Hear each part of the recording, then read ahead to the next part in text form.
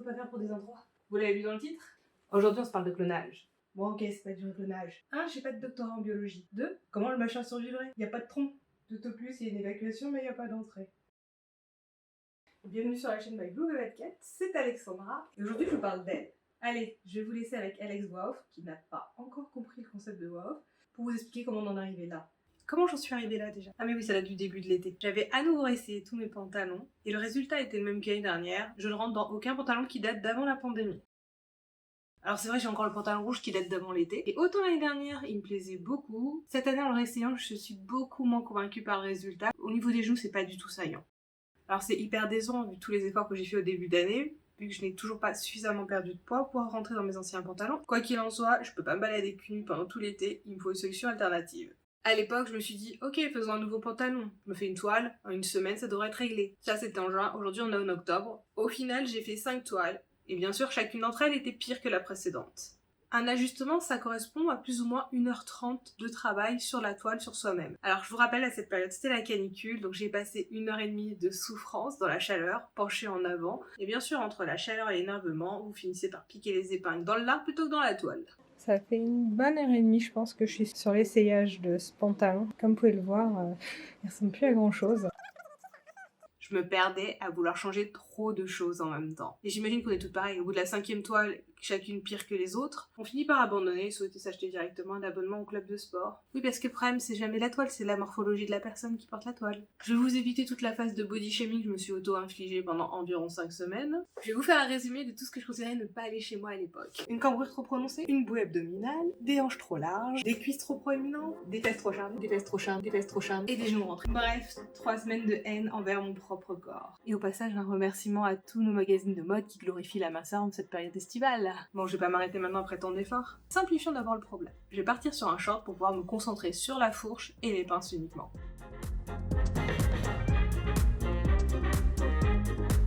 Alléluia, c'était la solution. Comme vous pouvez le voir, en une seule toile, j'ai fait les rectifications et ça fonctionne. J'ai enfin une victoire, un short qui me convient. Il était temps, ça faisait 5 semaines que j'avais besoin de sortir quelque chose de positif de tout ça. Pour la peine, je vais célébrer cette victoire, je vais me faire un short à partir de cette toile. Et quitte à me faire un short, je vais m'en faire un très coloré, histoire que quand je sors dehors, on voit d'abord le short avant mes cuisses. Ceinture contrastante, passepoil en faux cuir et revers. Bref, ça va être la totale.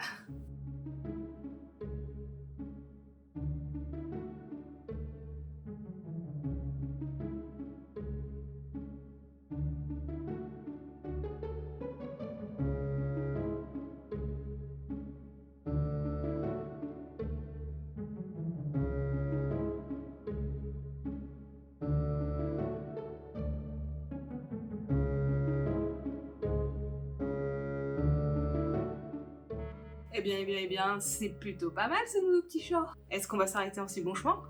Je ne crois pas. Au contraire, ça m'a reboosté à 100% pour recommencer. Sauf que là, j'ai retenu ma leçon, il me faut une nouvelle stratégie. Clairement, ajuster un pantalon sur soi-même, c'est pas envisageable. Deux solutions. Soit je le fais sur un mannequin, soit je le fais sur d'autres personnes. Et comme a priori, mes amis n'aiment pas trop que je leur plante des aiguilles dans le gras, je pense que ça va être un mannequin. Et quitte à avoir un mannequin jambe, je vais partir sur le moulage de mon propre corps. Le moulage en soi, il est pas très compliqué. Vous avez juste à vous emballer dans un film plastique et ensuite à scotcher tout le contour. Il n'en faut pas plus pour ressembler à un magnifique colis Amazon prêt pour l'envoi. Alors pour rappel, on était toujours en période de canicule et le moulage se révèle être une vraie étude. Si vous avez besoin de perdre du poids, ça peut être une approche très intéressante. Une fois que vous avez fini le moulage, le défi c'est de sortir le plus rapidement de cette étuve en découpant le moule, pas votre gras. A priori, je m'en suis bien sortie, j'ai toujours toute ma masse grasse. Ok, c'est le moment de mettre tout à plat. C'est-à-dire que je vais faire passer mon moulage de 3D en pièces 2D. En fait, sur la première découpe, je me suis un peu égarée et je regrette pas d'avoir fait le moulage de mes 2 jambes, ça m'a permis de me rattraper. Sur la première option, en fait, j'ai fait un vrai puzzle, j'ai voulu reproduire l'ensemble des courbes de mes jambes, c'est totalement inutile. Parce que je vous rappelle, vos pantalons ne suivent pas toutes vos courbes au détail près, et quand c'est le cas, en fait, c'est plutôt que vous utilisez un tissu élastique sur lequel vous allez créer une aisance négative pour qu'elle puisse vraiment prendre toutes ses formes. Donc ça veut dire qu'à aucun moment vous avez besoin d'un mannequin qui reproduit très fidèlement chacune de vos courbes. Donc on met le puzzle de côté, on refait une deuxième fois la découpe découpe sur la deuxième jambe. Sauf que cette fois, je prends des formes beaucoup plus simplifiées, ce qui me fait gagner énormément de temps. Et au lieu d'avoir 26 000 pièces, je me retrouve avec 5 pièces. C'est beaucoup plus simple à gérer. Et encore là, même en n'ayant que 5 pièces, vous allez voir, c'est pas aussi simple que ça. Il faut savoir qu'une fois que vous avez découpé votre moule, certaines pièces vont s'étendre, tandis que d'autres vont se rétracter. C'est lié en fait à la façon dont vous aviez scotché au niveau des courbes. Il y a certaines parties qui vont faire des plis, d'autres au contraire qui vont être resserrées. Bref, je me suis retrouvée avec des pièces de patron dont les longueurs de couture ne matchaient pas entre elles. Donc pour gérer cet embûche, j'ai tout testé. Est-ce que je fais des fronces? Est-ce que je fais des plis? Mais au final, je me suis un peu perdue inutilement parce que la vraie solution, c'était tout simplement de corriger les longueurs des pièces de patron pour qu'elles matchent entre elles. Bref, vous me connaissez, hein, l'art de se faire des nœuds au cerveau.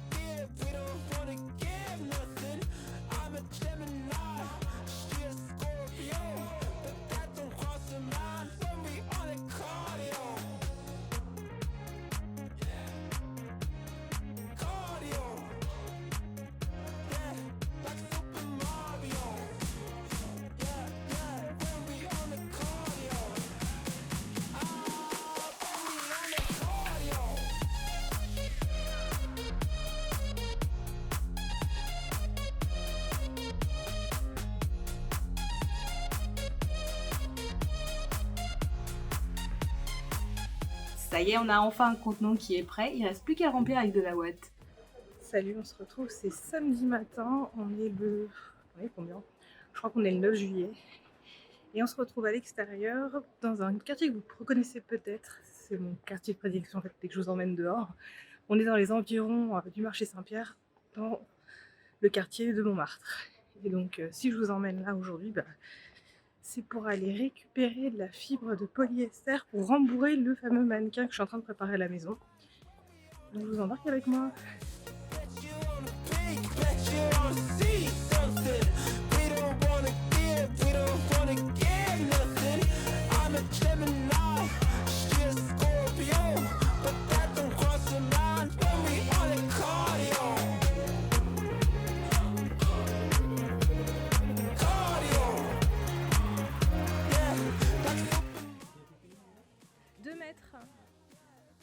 Ça fait 21,96 €.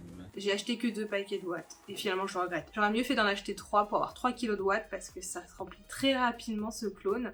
Donc pour compenser, j'ai tout simplement pris mes chutes de tissu que j'ai réduit en charpie pour les mettre à l'intérieur. Par contre forcément mes chutes elles sont beaucoup moins fines que la ouate, elles sont moins homogènes, donc je les ai réparties au centre du moule et j'ai mis vraiment toute la ouate en périphérie pour avoir une texture bien homogène et bien lissée sur l'extérieur du moule.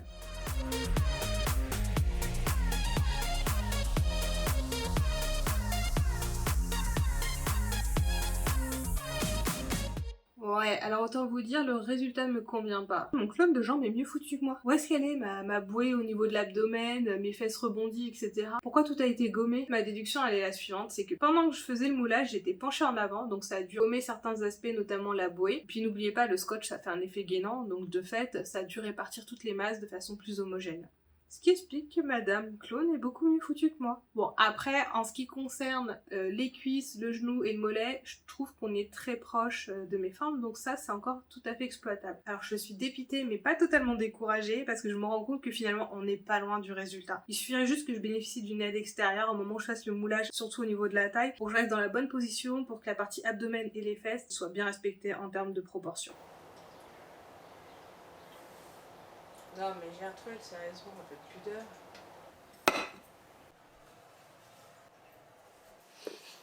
Bah voilà, c'est un peu mieux, non? Là, je suis arrivée au niveau où je peux pas aller beaucoup plus loin avec Gertrude. Ouais, je vais l'appeler Gertrude, je trouve que ça lui va plutôt bien. Parce que clairement, pour le moment, elle a pas la morphologie souhaitée, et en plus, elle peut pas tenir toute seule debout, donc forcément... Ça va être compliqué de faire du moulage si elle tient pas toute seule. Donc tout ça, ça va dépendre de mon passage chez mes parents. C'est prévu en août et on est encore mi-juillet. Donc si au final Gertrude elle est prête que pour mi-août, c'est-à-dire que mes moulages je vais les faire que pour la fin de l'été. Alors qu'initialement le projet c'est d'avoir des pantalons pour cet été. Il me faut un plan B.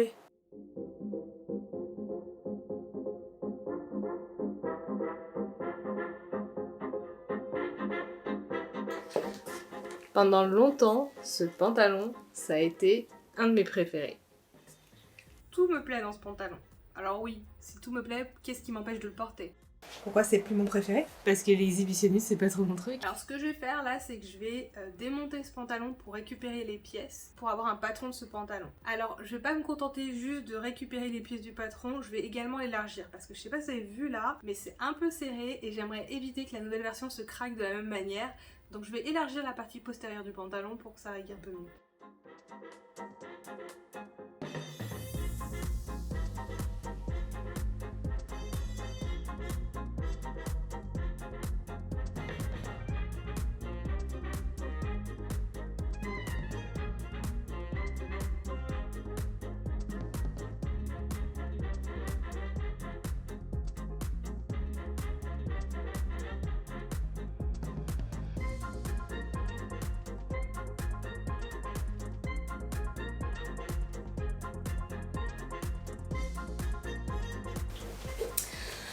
Donc ce matin, retour de canicule, je me suis réveillée avec une patate d'enfer. Forcément, vous me connaissez, hyperactive comme je suis. J'étais en mode, je vais tout coudre ce matin, c'est cool, j'ai la patate. Et donc j'ai sorti la machine à coudre et tout, sauf que là, je me retrouve dans mes pièces et je réalise quand même qu'il y a beaucoup de pièces et que je suis pas forcément certaine dans quel ordre je dois les coudre. Donc on va s'arrêter 2 secondes et on va essayer d'utiliser son cerveau. Je vais arrêter de m'exciter toute seule dans tous les sens et je vais réfléchir. À savoir, en fait, on va faire un peu de la rétro-ingénierie pour comprendre dans quel ordre je dois monter mes pièces pour aller les coudre. Et là, c'est là où j'ai fait une chose intelligente. Ça m'arrive. J'avais conservé la deuxième moitié du pantalon encore montée. Donc ça va me permettre justement d'analyser qu'est-ce qui est le plus simple pour faire le montage. Allez, on va s'y mettre.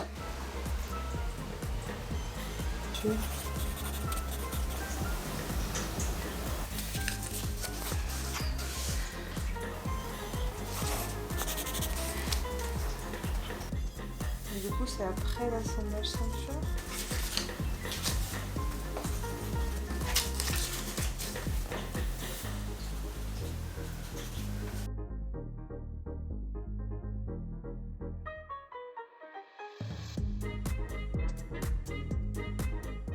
Alors avant de coudre définitivement le pantalon, j'ai fait un petit essayage. J'avais juste bâti les coutures. Alors je regrette pas mon choix d'avoir pris un tissu à rayures, c'était pas initialement intentionnel, mais aujourd'hui à l'édition de la vidéo, je me rends compte que ça me facilite la vie, ça me permet de détecter en fait si l'ajustement du pantalon était bon ou pas. Donc dans le dos, on voit que la rayure, elle est bien perpendiculaire au sol, ça veut dire que à ce niveau-là, c'est nickel. Par contre, à l'avant, vous voyez, les 2 grosses rayures bleu marine, elles ont tendance à filer vers l'intérieur de la jambe. Ça veut dire donc que le droit fil, il sera pas bon. Donc il faudra que je rectifie l'avant du pantalon pour qu'il tombe bien droit. J'ai fait un dernier test en m'accroupissant pour vérifier que j'ai suffisamment d'aisance. Ça m'assure comme quoi qu'il va pas craquer. Et malheureusement, effectivement, en testant, je me suis rendu compte que c'était encore un peu serré.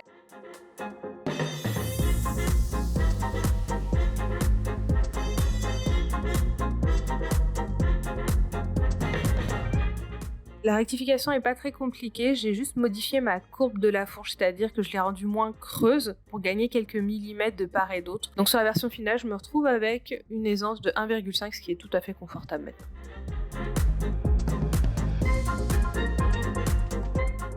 Ok, cette nouvelle version me semble parfaite. Ah, ou presque. Devine ce qui s'est passé, c'est que je pense qu'au moment où j'ai cousu la ceinture, mon cerveau s'est déconnecté à passer la main à mes mains, et celle-ci on fait ce qu'elle avait envie de toute évidence. Bon. Je suis pas motivée à découdre ce soir, il est déjà 20h. Je le ferai demain matin. De toute façon, c'est la fin, c'est juste la ceinture et j'ai l'ourlet à finir et le reste est prêt, donc c'est pas grave. Je peux attendre jusqu'à demain matin quand je serai un peu plus reposée, moins fatiguée. Parce que clairement, cette erreur de ceinture, c'est juste que j'ai pas pris le temps de vérifier. Parce que j'avais juste envie de finir, j'ai fait un peu n'importe quoi. Ce qui est un grand classique chez moi, quand je veux finir vite, je bâcle le boulot et ça s'en ressent. Autant vous le dire, je n'en ai rien fait le lendemain. Et si vous croyez que ça m'a empêché de porter ce pantalon pendant tout l'été, vous vous trompez. Un pantalon sans bouton est loin d'être un problème pour moi. En fait, ce pantalon, je l'ai porté jusqu'à l'user. Pour preuve, ce pantalon est déjà en piteux état. Il en a vu de toutes les couleurs. Ça, je peux vraiment vous dire toutes les couleurs, vu que le blanc est devenu bleu depuis. Complètement limé à l'entrejambe. Le tissu n'était pas du tout adapté pour faire un pantalon, bien entendu. Donc finalement, ce pantalon a été amplement rentabilisé, même sans ourlet et sans bouton. Donc je n'ai aujourd'hui aucun regret à le jeter. Allez, on se fait une petite avance rapide. On se retrouve chez mes parents en début août. C'est le moment où je vais pouvoir enfin avancer sur ma version 2 du moulage, vu que je vais pouvoir bénéficier de l'aide de ma mère pour l'emballage. Alors j'ai tiré quelques leçons de ma précédente expérience et je vais commencer en prenant quelques mesures. Donc j'en profite déjà pour attirer votre attention, c'est que j'ai pris une astuce chez Christy Couture. Donc c'est une astuce qui permet de mesurer la fourche qui est très efficace. Vous faites un nœud à une corde que vous allez positionner au milieu de votre fourche. Alors on n'a pas de milieu à la fourche, à part peut-être Barbie. Donc c'est un positionnement qui est totalement aléatoire. Et vous épinglez l'avant et l'arrière de votre corde sur votre taille que vous aurez préalablement marquée à l'aide d'une corde ou d'un élastique. Et une fois que c'est fait, vous enlevez la corde et vous n'avez plus qu'à mesurer les longueurs entre le nœud et les épingles pour déterminer la longueur avant de la fourche et la longueur arrière de la fourche. Je vous conseille vraiment cette méthode, ça simplifie vraiment ce type de mesures.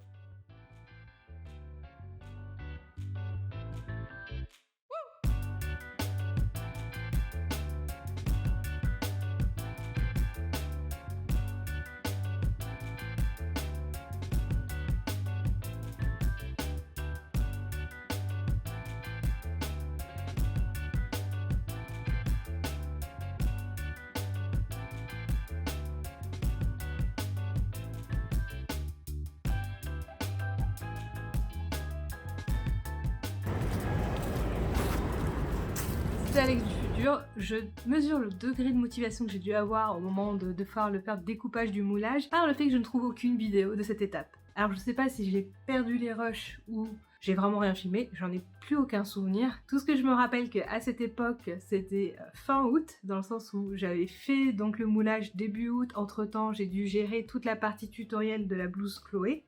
Et c'est au moment où j'ai repris le boulot que j'ai repris justement le mannequin. J'imagine que je devais être dans le rush. Et je soupçonne que j'ai pas filmé du tout. Alors, à défaut d'avoir des vidéos, l'avantage c'est que j'ai toujours une bonne pratique, je conserve toutes mes pièces d'études, patron, dessin, etc.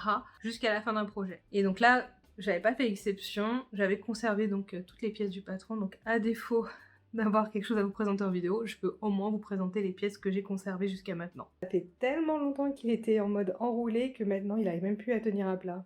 Donc on a ici la partie dos. Et là, on a la partie devant qui est scindée en deux pour gérer justement toute la partie genou où j'ai mis une petite pince sur la partie cuisse, histoire de pouvoir avoir le bon arrondi. Donc je me suis surtout concentrée à bien récupérer les formes proéminentes de la cuisse et du genou qui a tendance à rentrer vers l'intérieur. Pour le reste, je n'ai pas cherché à prendre trop en détail tous les volumes qui sont plus fins.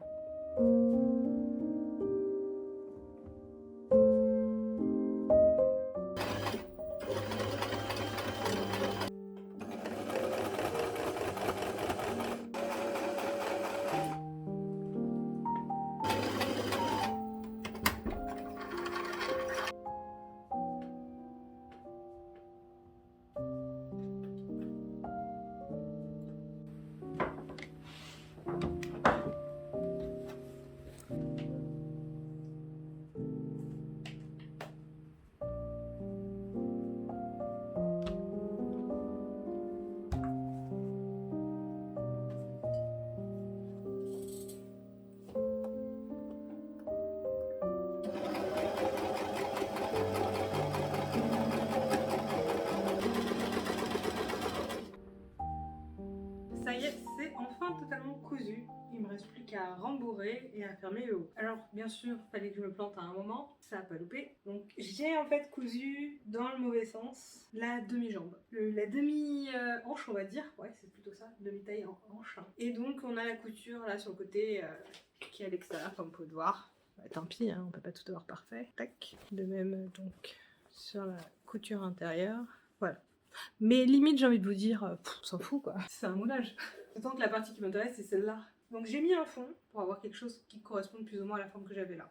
Et surtout respecter les 66 cm de mon tour de cuisse. Et pareil pour la cheville, pour la jambe complète. Bah il n'y a plus qu'à rembourrer.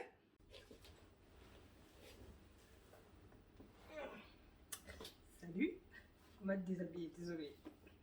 Ça y est, on a un contenant qui est prêt, on n'a plus qu'à le remplir avec de la ouate. Je suis allée me chercher un troisième sachet de ouate. C'est beaucoup plus simple qu'utiliser les chutes. D'ailleurs, il faut savoir que j'ai utilisé les 3/4 de ce troisième paquet, donc ça valait le coup. En fait, dans les 3 kilos de ouate, c'est essentiellement au niveau des fesses et des hanches que vous allez remplir. Il n'y en a pas tant que ça au niveau du mollet et de la cuisse. C'est vraiment, tout est concentré sur le haut, donc c'est pour ça que ça vaut le coup de prendre 3 kilos.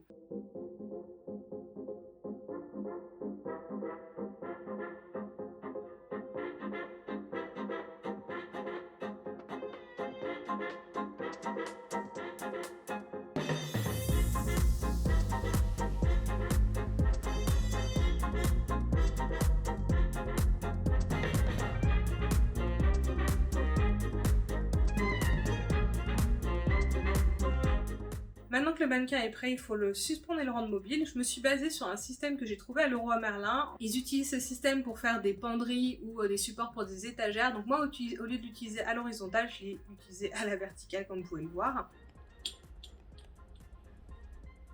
Et pour le rendre mobile, j'ai tout simplement rajouté un socle sur roulette que j'ai trouvé chez Truffaut. Ce sont des socles qui servent à déplacer les pots de fleurs un peu imposants.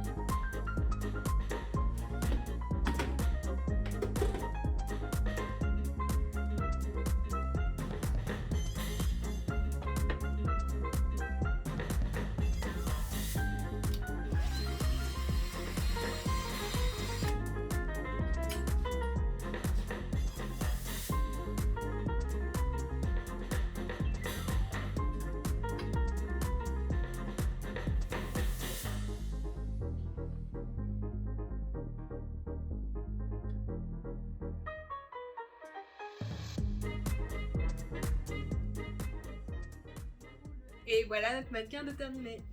Ou presque. Ok. Par contre, je me dis qu'il faudra peut-être que je prenne un tube plus long. Parce que vu le postérieur qui est censé accompagner le mannequin, ça va taper de derrière en fait. Donc il faut que je change et que je prenne un tube un petit peu plus long. Donc là j'avais pris du 15, je pense qu'il faut que je prenne du 30. On a un équipe pour retourner encore à Leroy Merlin pour acheter du contreplaqué et un tube complémentaire 30 cm. Rien de très compliqué à remplacer, j'ai mis une plaque de contreplaqué qui va permettre de stabiliser et supporter tout le poids du mannequin qui va être suspendu. Alors ça y est, est-ce qu'on va enfin faire ses pantalons sur mesure sur ce clone? Ah, je suis désolée, je vais devoir vous décevoir. En fait, cet été, pendant que je faisais le moulin avec ma mère, j'ai découvert qu'il y avait une nouvelle tendance qui sortait sur Instagram, qui était la méthode top-down, center-out. En fait, cette nouvelle méthodologie est censée révolutionner notre approche dans l'ajustement de nos pantalons sur mesure. Vous vous rappelez, au début de la vidéo, je vous disais que pour moi, il me fallait environ entre 4 à 5 toiles pour faire l'ajustement d'un pantalon, et encore même à 90% du temps, j'abandonnais avant, tandis que eux proposent de faire une toile, 30 minutes d'ajustement et 100% de réussite. J'imagine que vous êtes aussi intrigués que je l'étais. Avant de juger, regardez ça. Alors vous pensez quoi de ces pantalons? Vous pensez que je me suis aidée de mon clone pour pouvoir les ajuster? Je me suis aidée de leur méthodologie, et effectivement à chaque fois j'ai eu besoin d'une seule toile, de 30 minutes, et à tous les coups ça a marché. Bon bah on en fait quoi de Gertrude alors? Bon bah ce que je vous propose c'est qu'on se retrouve dans une prochaine vidéo où je vous expliquerai justement comment s'est passée toute l'aventure avec cette nouvelle méthodologie, vous l'expliquer en détail et surtout bah déterminer ce qu'on va faire de Mademoiselle Gertrude. Alors n'hésitez pas à me dire dans les commentaires si vous êtes intéressé par cette nouvelle méthodologie, ce que vous éventuellement vous feriez d'elle, et d'ici là je vous conseille de vous abonner pour être alerté lorsque sortira la prochaine vidéo, et moi je vous dis à dans quelques semaines, bisous bisous.